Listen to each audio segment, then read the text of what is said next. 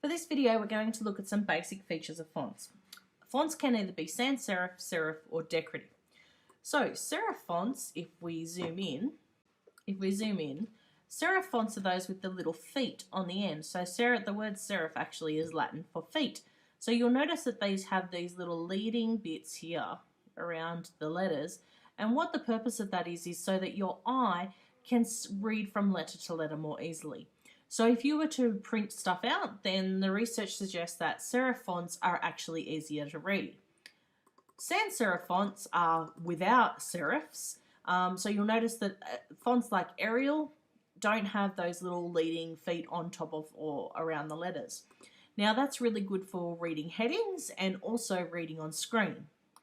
A decorative font are those that don't fit into the serif or sans serif area. So things like your brushes, different fonts that look fancy, like your vampire fonts and your chalkboards. Okay, unusual fonts that are just for decorative purposes. Now, obviously, you're not going to have a whole paragraph of font that's in a decorative font.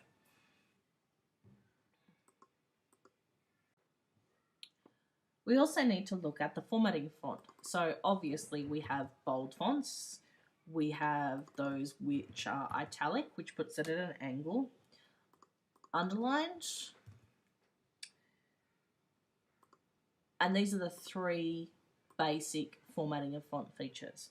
But we also have alignment. So if you notice here with this paragraph, the alignment is left because the left-hand side is perfectly straight and the right-hand side has these jagged edges.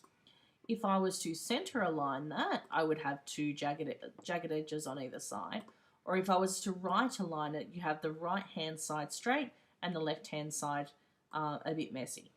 If I was to fully align something, what you find is the left and the right side are perfectly straight. So this is fully aligned, where both sides are aligned.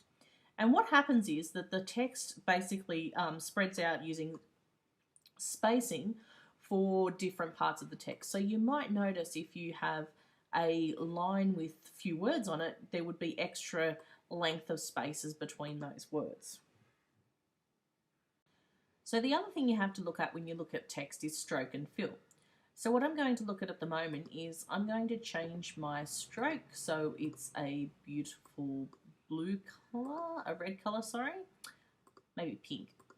And my fill there is blue. So if you'll notice that the blue is actually the fill inside it, and what we call the stroke is the outline. Now you can also change the stroke so that it's thicker. Obviously then the thicker the stroke, the less you can see of the fill.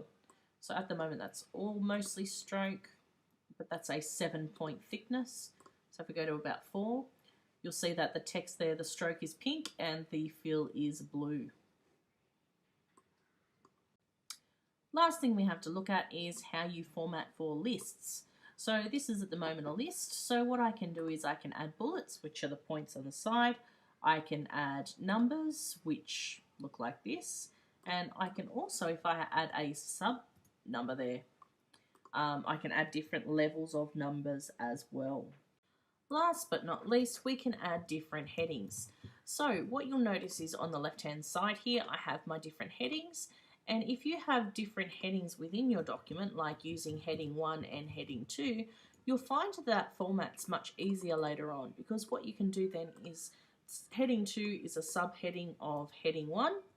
And you'll find that when you create your document later on, you can go through and change heading 2 to be different styles, or change heading 1 to be different backgrounds and things like that. So you find that then that automatically updates throughout the document rather than going through and changing every time you have a different subheading.